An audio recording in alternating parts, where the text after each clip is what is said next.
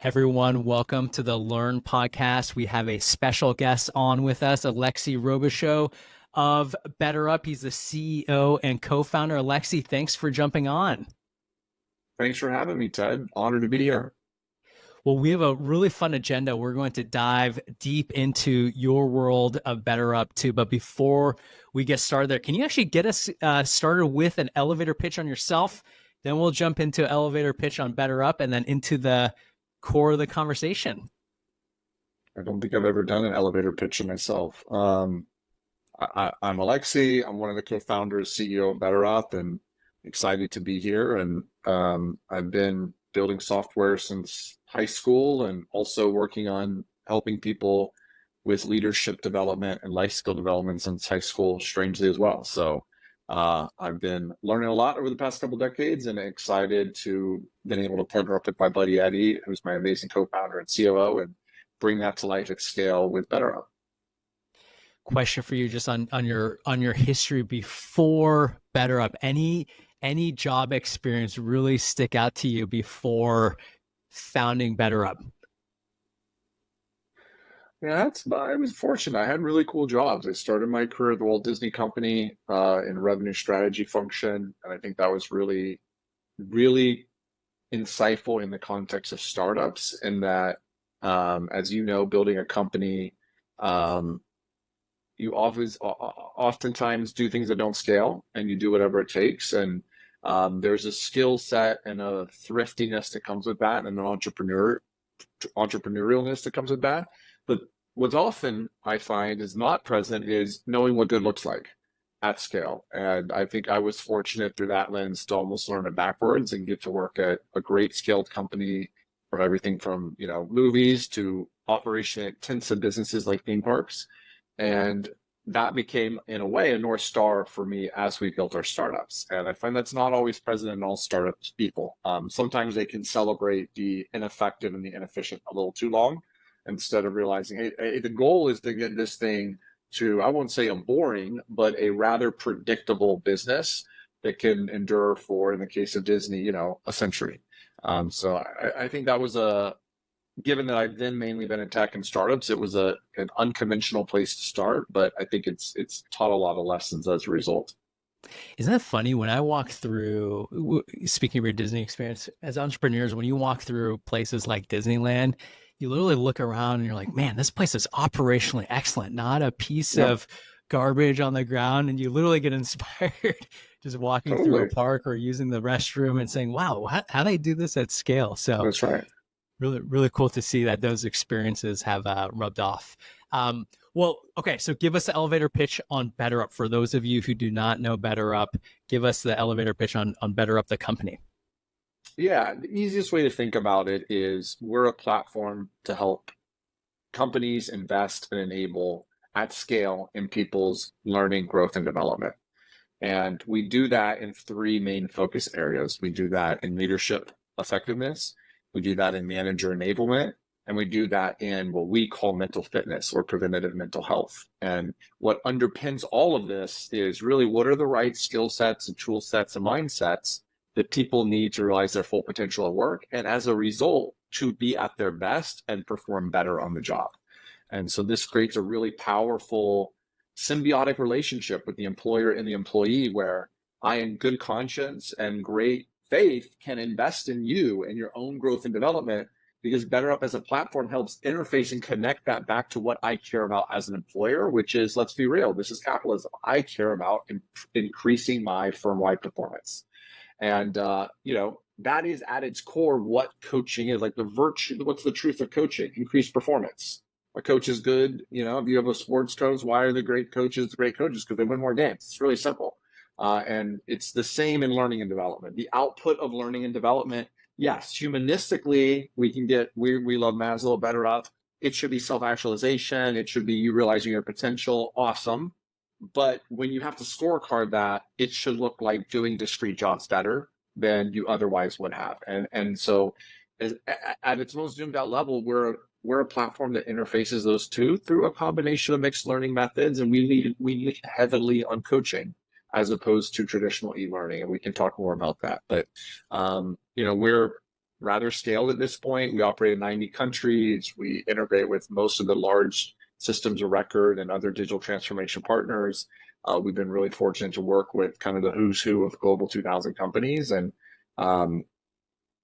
we also are loved by our users, and we make a lot of positive transformation in people's lives or enable them to do it. They really are the ones to do it, and are having a lot of fun building and scaling the business. That's awesome. That's awesome. And then in terms of target, just to understand the business a little bit more, I believe several thousand employees you talked about in 90 countries, focus areas for companies that you would say that you really focus on at BetterUp. Yeah, I mean, we serve all segments, but we've been precocious, I would say, for a startup in our history, of that we've almost exclusively focused historically, and we've broadened that focus over the past few years in large enterprise. So really, Fortune 1000 to Global 2000, often outside of the U.S. We service companies that are 5 people though, so we really service at all market segments, but the bulk of our revenue comes from very, very large corporations. I think it's something like almost half, I have to count, 4 to 5 of the Fortune 10 companies are BetterUp Wow. customers, to put that Okay. in perspective. So, and what we find is these larger companies face these problems at larger scale. So Mm-hmm. you probably see this too. They're more sophisticated often in how they think about talent. Certainly when you put the scale factor in, and they're willing to spend because the opportunity cost and what's to be won for them is so palatable and so realizable. I'm going to put a pin in that comment because I want to hear a little bit more about your vision on how do you democratize this more to companies where maybe amazing leadership development and coaching isn't as accessible for the resources of these companies. But I'll put a pin in that too, because when I was doing my research, I was really curious what you think about the future for the rest of the world that doesn't have as much resources as the top echelon of companies. So, okay. So we have a good background on yourself, BetterUp, the company. You know what I loved? Let's jump into the meat of it too. I want to go through a handful of topics around leadership development and coaching. Sure. When you go to BetterUp, the website itself, and I'm assuming this is in your pitch, and I'd love to see it on the website, but I want to understand it a little more from the source. So you talk about digital transformation versus human transformation. And at my old company, Yeah. it was Box. That was the company I was at before Mhm. WorkRamp. Our CEO, Aaron Levy, who we've had on the show before, talks a lot about digital transformation. It's the ServiceNow pitch, it's the Box pitch. Everyone talks about That's right. digital transformation. Tell us about how human transformation is different and why companies need it. Yeah, I mean, I think, the parent category, what people are really talking about is they're talking about how do I transform, let's call it to performance potential.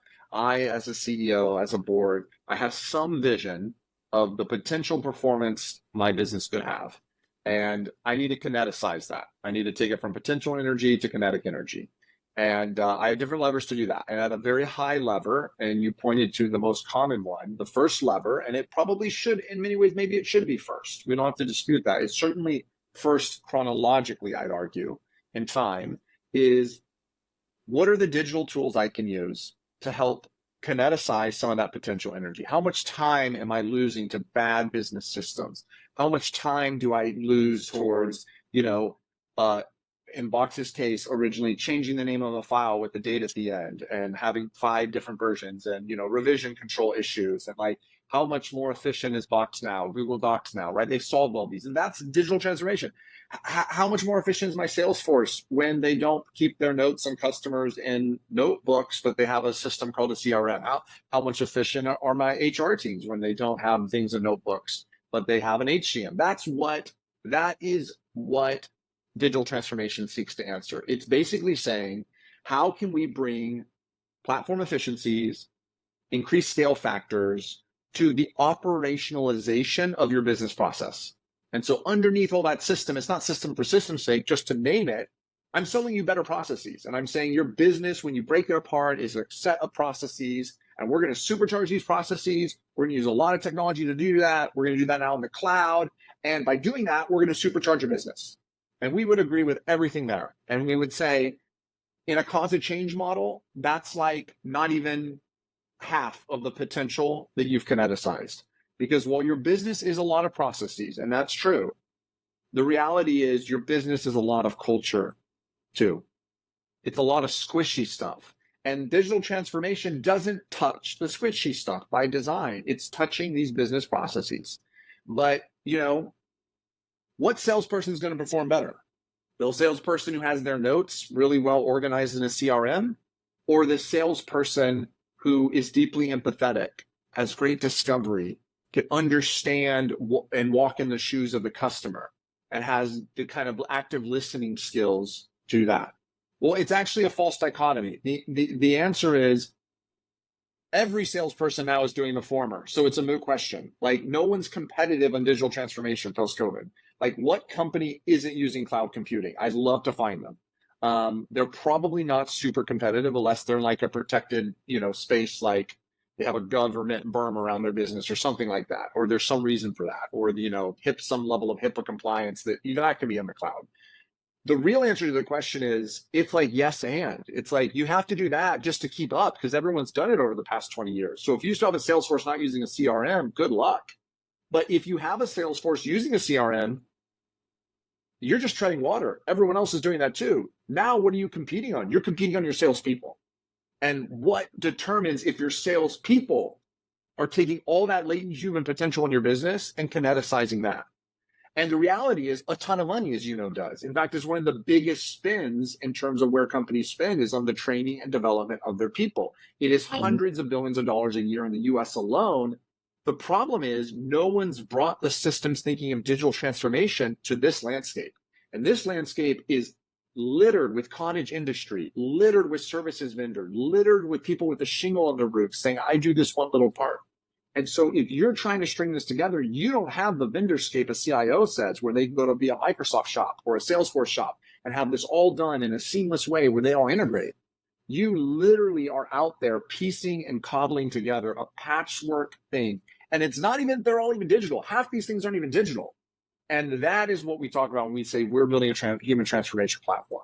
How do we bring this and systematize it in the same way digital transformation did for all these business processes? How do we standardize them? How do we make sure they're empirically and evidence-based so they actually work? Because one particular risk of this market segment is snake oil. There's a lot of stuff that feels good, sounds good, doesn't really work long-term. We don't know. And most vendors don't want to ask because the answer can be really scary if they find out. And so what we are trying to do, and it's going to take us decades, maybe 5 to 10 decades, no joke, to do it, is say, what are all these jobs to be done that you're doing to kineticize the human potential of your people as a business? And how can we be a platform that makes that easy, manageable, cost-effective, more evidence-based, and more measurable for both the end user, the employee, but also for you as an employer? So that was probably more pitch than you wanted, but that is how we think about it. No, I actually had a follow-up to. I wanted to be a fly in the room in a sales pitch, but the follow-up question I had to your walkthrough there is, when you think about digital transformation, you can talk about the hard ROI, like, hey, I'm taking this process, cutting 30 minutes out of it, and so it's we've reduced that operational process in half, and you can look at the hard savings. My follow-up question is, how do you approach the hard savings in today's market? Like, for example, do you do this by line of business? And then who do you sell that to within an organization? Do you feel like this is a CHRO need around human transformation, or do you feel like human transformation is a CXO or line or a department leader or even CEO board level discussion? I'm really curious how you actually bring that full circle to actually sell the ROI. Yeah, I mean, it's ultimately a board CEO level concern. I mean, you can, any year you can take any survey of what CEOs care about, and I guarantee talent's going to be one of the top 3 things. It's going to be some version of talent, culture, agility, resilience, leadership capability. It's, even in a Gen AI world, talent is still trending as one of the top 3 priorities, right? Like, it's people. Like, the vast majority of companies today live in a knowledge economy or creative economy. The number one spend on their P&L is people, as you know. So it makes a ton of sense when you do it that way. What doesn't make a ton of sense is how ineffectively we invest in that asset class, right? That's the bizarre part, which we're all together trying to fix. But putting that aside, who owns talent? It's the CEO, but the CEO owns everything. So they often delegate in many ways to the CHRO or chief people officer. And so we often enter there. So it's a conversation with the CHRO and often with line of business leaders, the rest of the C-suite, or even the CEO. In terms of ROI, for sure. When you work, like we have a sales performance solution, and I'm thinking of three companies. One is one of the largest insurers in the world. One is a very large enterprise software company. Another is a very large enterprise software and services company. And all of those, yes, when you get verticalized, we integrate with Salesforce. I mean, we can show when people are using our products and they're working on these skills, we can predictably see in these ranges, we've seen anywhere from the teens to 20+% increase in team quota attainment just when Wow. managers are using BetterUp. That's huge. So yes, very, very measurable. Sales is always maybe the most measurable job. So let's put that on one side. But even when you're talking about traditional HR metrics, I mean, you can look at retention. We integrate with Workday. You can look at cohort-based retention effects. There's so much data out there. And I think that's, scientifically one of the coolest things we've done in the enterprise, and the teams deserves all the credit, is there's 30 years of advanced behavioral science. But most companies' adoption of that has been rate limited by the vendor suite and the stack that brings it. And there really hasn't been someone who said, hey, we're going to take these products and build them with these outcomes in view, honor the science of how to best move them, and then we're going to do the piping in the enterprise on top of your digital transformation landscape. We're going to honor that and build on the shoulders of giants. We don't replace digital transformation. We wouldn't work without it. Like, let us embed in that and show you higher ROI in that, and also show you the ROI on what we're doing. This will lead into my next question, but what you talked about is spot on. Where one of my biggest challenges running WorkRamp is, how do you measure productivity in non-customer facing roles? And so I think customer facing roles, we have it, a lot of us have it well instrumented with the Gongs of the world, Salesforces of the world. You can literally see what down to the emails sent a day, how productive someone is and how effective they're being in the field, whether you're on the post-sales or pre-sales side. But you have so many of these roles internally that the KPIs aren't super clear, right? Think about engineering teams, think about operational teams internally. It's really hard to tell, like, hey, am I getting the most out of my people? And I think I've come to my own conclusion, you correct me if I'm wrong, is that leadership development is the number one place where you have control over the productivity of your line team members, or the largest part of your employee population. And so it's a long-winded way to ask you if you agree that, hey, leadership development is probably your highest leverage point in investing back in human transformation. And if so, I'd love to kind of just get your state of the world on, like, when you meet with customers, are you like, man, leadership development is like still in the 90s or early 2000s when everyone else is way far ahead on AI and digital transformation, we're just way behind. But I want to hear from you. Where do you feel like leadership development is today? I mean, leadership development is this really interesting, I don't know what the word is, paradox, conundrum. Leadership is the most written about subject in the world empirically. And it's probably the most written about because it's still the least understood. And I think it's always going to be the case. The reality is, there is not a fixed corpus of leadership. I think there's atomic skills and there's a finite amount of them, but leadership, me just talking as me here, it's about context. And so as the world changes, as the situations change, if you think about a framework like situational leadership, the instances of leadership are infinite or approach, a limit that is infinity.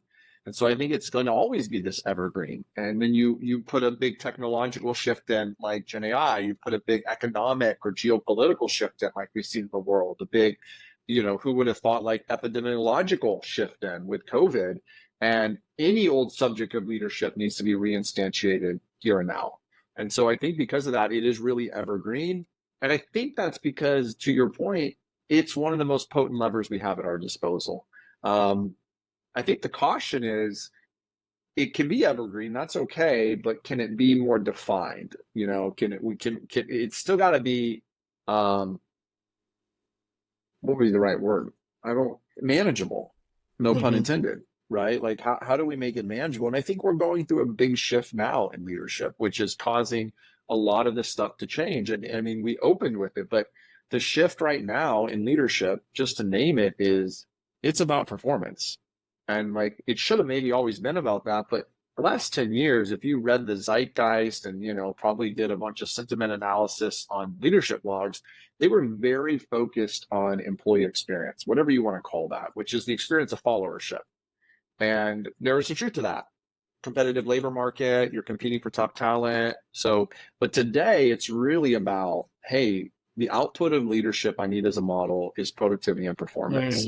Mm. And I want people to feel good to the extent they perform good.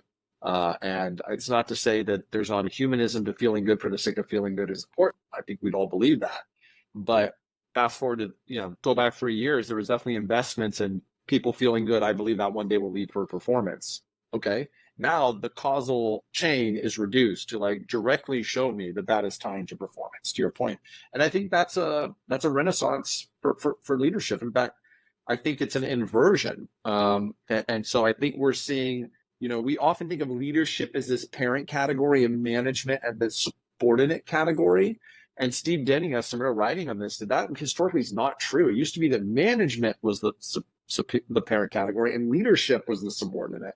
And that got flipped in the 70s. And I think what we're seeing now is it kind of flipped back to actually what I want is management. And I need leadership as a skill set to manage my business. If you're someone in the audience and you just have this inkling that, hey, my leadership development needs to improve. I'm curious if you've seen this in your customer base. If a customer just says, look, our leaders are not Yep. attuned to, let's say, move to a performance driven culture, and I'm bought into human transformation, where would you say the best effort is put initially? I'm just kind of brainstorming out loud here. For example, would you tell a company to say, you got to really revamp your onboarding of leaders? So that's just an example. I don't know if that's true or not, but what would you say if you're a company who thinks their leadership development is not in a great spot? What would you attack first in terms of trying to solve that problem? I mean, first I'd say kudos. You're probably right. You know, I think most companies can improve here, and I think most companies. I mean, we talk to companies who want to improve here. I think there's a lot of self-awareness they can. We can get into that. I think there's some real structural things that just don't honor the science of how humans learn and change. So they're just never going to work because they're disconnected from our anthropology. But putting that aside, um, I think one of the emerging things in the past couple years, 10 probably, but for sure since COVID, I think of it as like the silent killer of management effectiveness is what's called emotional labor. And emotional labor is, Bureau of Labor Statistics track it. We didn't make this up. It's the percent of time that managers or workers spend on emotional matters. And the reality is management's percent of labor as emotional labor is skyrocketing. And this is stuff you don't design into your roles. When you're like sitting around as a ELT or C-suite, you're just like, oh, let's make sure to reduce everyone's workload by 40% of their managers so they have time to deal with all the emotional stuff from their team. Said like no C-suite ever, right? But the reality is that's what they're doing when you look at where they spend their time. And so what we Really, routinely 50% find, plus, or what? I don't. I haven't heard that statistic too. Is it like? I'm more of the scale in general. You don't have to have the yeah, exact number. I I'm mean, super curious. Yeah. it would, yes, that's the right scale. I think you're thinking Wow. about that as the right Okay. scale. Like it's for sure varied by industry, right? Okay. It's for sure varied by industry. But the main point is, I mean, it could be anything, right? It could be less, it could be more. The main thing is, I think it's news to people, right? That's the main thing is that we're not designing around it, and we kind of latently know this. We say, oh, being a manager, everyone's got to be a coach now. Sometimes they're a therapist, like all these tropes in the worlds of media, and like Business Insider headlines, right? And there's truth to them, and I think that's why they resonate, is because you know anyone who manages, like, yeah, that's my lived experience. I'm dealing with everything from a project to then someone's home life to then the relationship to then their childcare situation all in one day. And look, when Peter Drucker was writing about management, that wasn't a thing. You didn't do that in the 1950s, for right or wrong. So it just wasn't a factor to consider. The messy world, the interconnected world, the lack of these, I don't want to say boundaries anymore, but like we're more enmeshed. Technology enmeshes things better. So work is more integrated into our life for better or for worse, which means emotions are integrated into our life because that's what life mainly is as a lived experience. It's a bunch of emotions. Okay, so if I have a single lever to go activate my leadership, I have to ask, what's the gap? Almost never do we find the gap is people don't know this stuff. Mm. Like people have been beaten over the head with knowledge transfer in the last 10 years. There's a million learning tools. I mean, now there's AI. You don't even have to take a class. You can just start asking Socratically ChatGPT something and get answers. Like if there's curiosity in the age of the internet, there is no lack of knowledge. It's there. It's almost never, oh, we didn't create the right training. That's why our man, no, it's almost always they don't have the curiosity, the motivation to do it, or they Mm. have that and it's being weighed down by they are overwhelmed, they are drowning in a sea of emotional labor. And they don't have the role design, they don't have the skill set, they don't even have their manager naming that that's what I am asking you to do, not knowing that that's what I'm asking you to do, because I just said get the project done on time. I didn't realize in the process of doing that, you're dealing with one person that leaves, someone who doesn't have child care, someone who's working from home with their partner also working from home, and people are yelling in the background. So, like, I didn't even compute all that anymore. But that's what you're actually dealing with. And so Mm. the single lever for me, if you're going to ask, is it's that, well, what's that lever? That lever's around, that's around self-awareness. That's around skill sets. That's around mindsets. That's just, let's call that like behavior change. That's the lever. And that lever is not a learning knowledge gap. It's a doing practice gap. And doing and practice requires a different pedagogical tool than transmitting knowledge.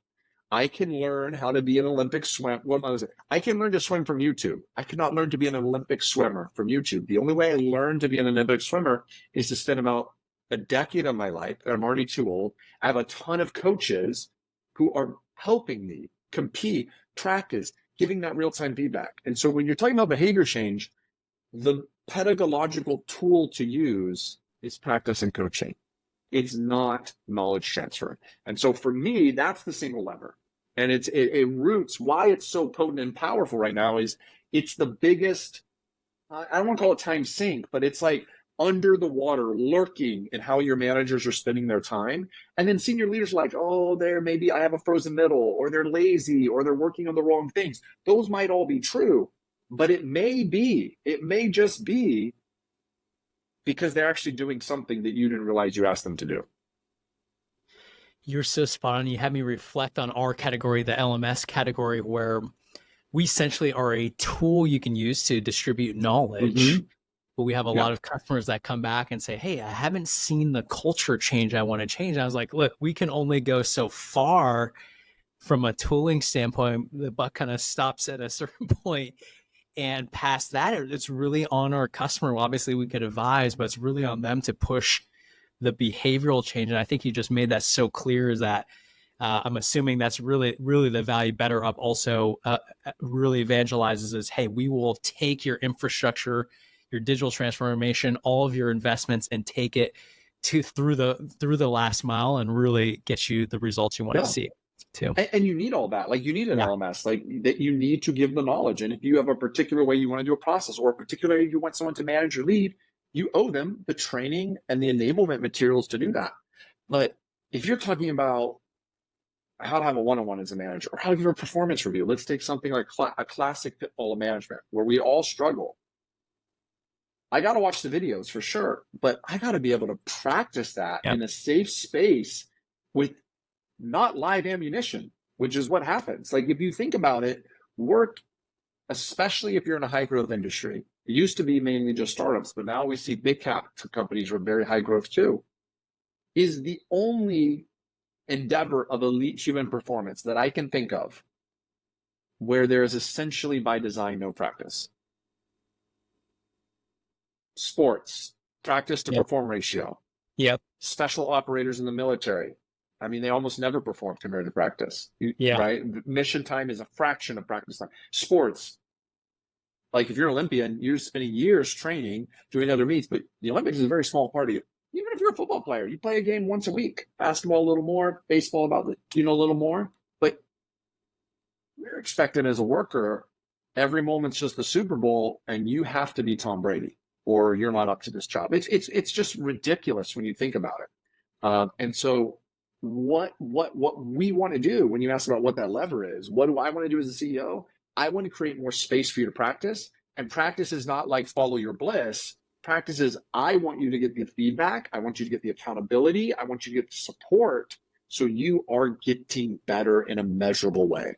You're spot on. I remember the first time I had to lay off an executive, I asked my coach, I was like, role play this with me because I didn't That's want to right. go in there cold, but who else is the CEO going to role play with, right? Like I'm not going Yeah, to go role play with a subordinate. And it was so helpful though, right? To change it from, totally. hey, this very HR speak type of script to just a very emotionally centered, like, hey, here's the data. Yep. I'm sorry we have to do this, but it just made that conversation work so much better. But it's all because of the role play with the coach, right? That's right. Someone will be able to practice with me.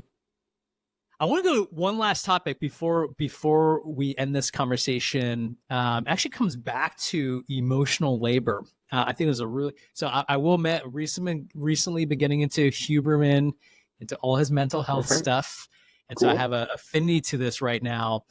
Where you talked about the second product that you have around mental fitness. I even went onto your help Yeah. site and you really define mental fitness versus mental health. Yep. But give us your view on emotional labor mixed in with mental fitness. Like there's this whole emotional part Yeah. and well-being part of being inside a company. Give us your take on like where do you think an employer and leadership team should really be leaning in here? Where should they not be leaning in as well?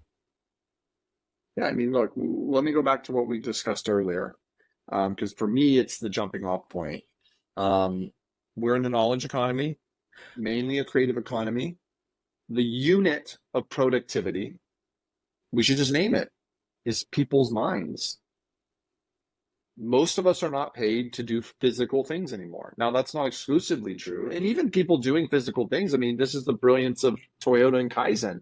Even that becomes a very mentally intensive labor, right? Like you get better at building cars, even with your body, when your minds are aligned a certain way, you have a certain system of thinking, you're learning as you go. So even physical labor done right is enlightened by the mind to get like super performance. So what are we really talking about? We're talking about the mind. Okay, well, here's another really important thing as we think about this. You don't experiencing anything in the world outside of your head. Like, not to get too philosophical, but like, I'm not having a direct conversation with you. You're having a conversation with my mind, technically. And like, I'm interpreting this in who knows how many ways. Why is this important? Because if my mind is not right, then I'm living in a different reality or I have a different experience of this. So when we talk about management, when we talk about productivity, when we talk about all that, we often skip over the most obvious thing, which is all of this is interfaced between two ears in our head.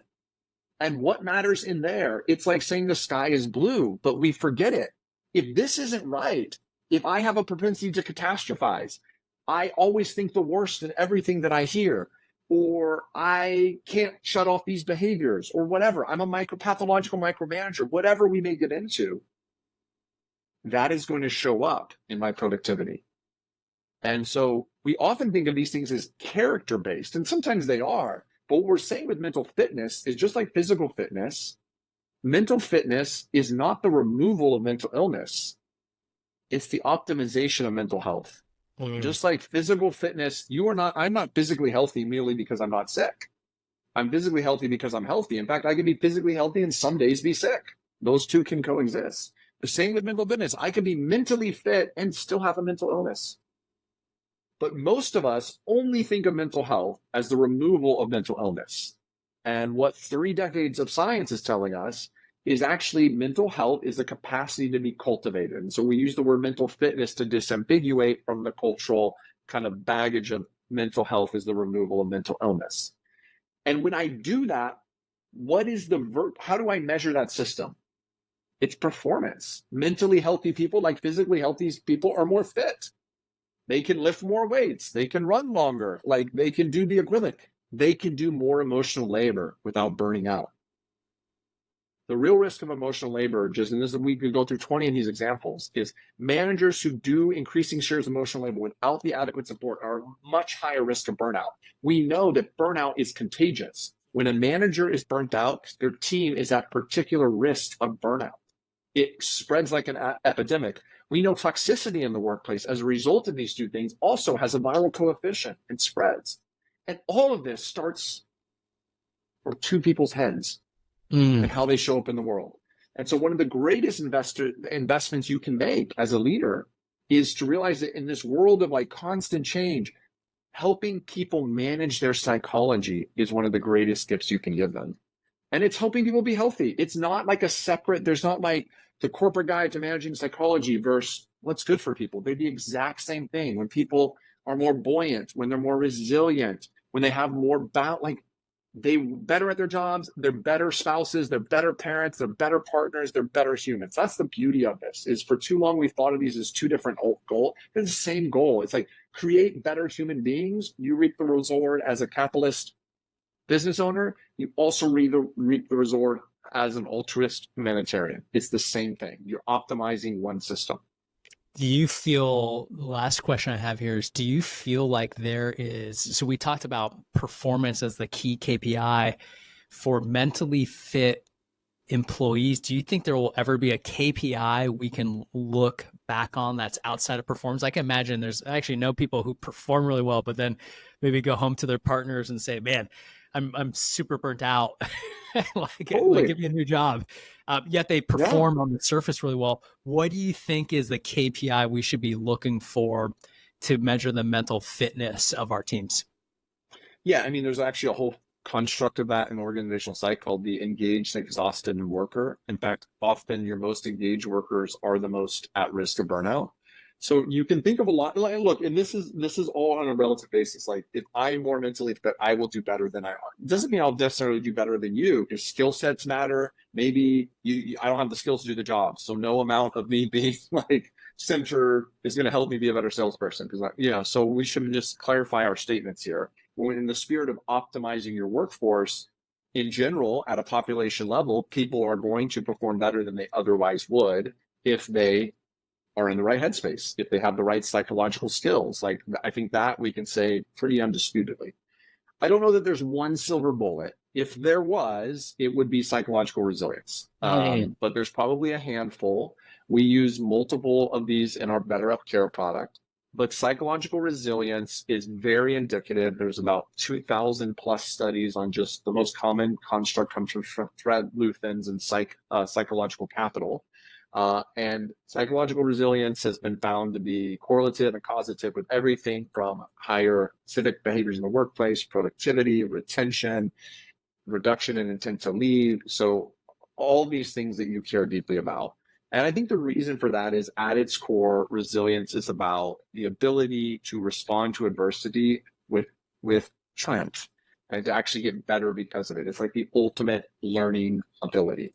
And so, yes, I would probably throw some other stuff in there, like on the negative side, screening for burnout, some of these other things. But if you had to pick one metric, it would be measure people's psychological resilience. And if you saw that increase, as you saw that increase in your workforce, I think what you will find and what our customers find is you see a host of other behaviors also improve.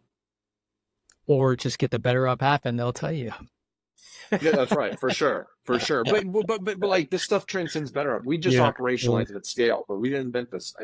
This is like so well researched, and it makes sense. Like when I talk to CEOs, the most common frustration I hear is a concern about the fragility of their workforce.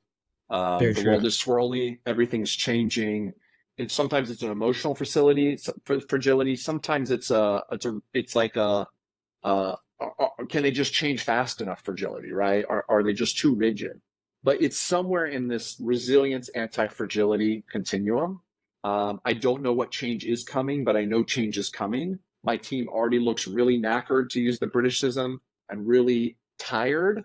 And if, the next model of AI comes out and it's even more disruptive at an exponential factor, are these folks going to have what it takes? And it's a fair question. Um, okay, what's the antidote to that? I mean, there's a personal level, there's a team level, there's an org level. It's all working together. But at the personal level, what we're talking about in great part is that person's capacity as what we call a psychological resource, but we're talking about resilience. Yeah, and to close the conversation, I think just this whole conversation has, I think, taught us that, hey, you basically have one of two decisions as a company. You can either turn a blind eye to it and just say, you know what, we're marching ahead, and I don't really care how everyone feels. We're just going to go do it, or you open the blinders and look transparently at your org, see how you can fine tune it and prep it to be resilient. And obviously, that's what BetterUp is really positioning in the market too. But I love how you've really studied this and you're providing the tools for companies to analyze it and to remediate it and become better organizations. Back to your human transformation pitch, Alexi. That was amazing. So I had other questions I want to ask you, but we are out of time. I'll have to ask those offline because I was super curious. Things from AI coaching to where do you see the future of BetterUp to? But we'll say those for another time, Alexi. Thanks so much for jumping on. Thank This you, was an Ted. amazing conversation. Yeah, I enjoyed it. Thanks for having me, Ted. All right.